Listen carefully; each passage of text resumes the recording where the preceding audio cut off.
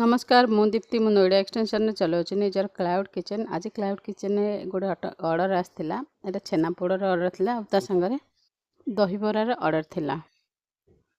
तो ऑर्डरटा morning time रे थिला। टाइम रे ऑर्डरटा पूरा करके देदेली। सागर यहाँ थिला कस्टमर रिव्यू आपण मैंने देखिपे।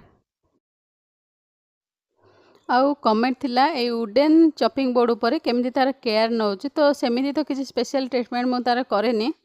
तो जिते बड़े भी जहाँ भी बनाए खाइबा तापर ताको धोईकी पोछिकी मुझे गैस साइड रे रखी दिए ना गैस ऊपर रही था। जिते गैसटा गरम थाए सांगे सांगे रोषे सरी थाए तो गैस गरम थाए तो से पाखापाखि मुझे रखी दे था। बाकी तो किसी स्पेशल मुझे ट्रीटमेंट कैनि।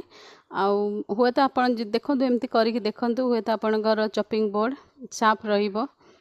आउ एटा आउ गोटे ऑर्डर थिला पुणी आफ्टरनून टाइम रे केवल दहीबरा ही थिला। आ एटा पैकिंग करी मु रखी देछि आसी नै।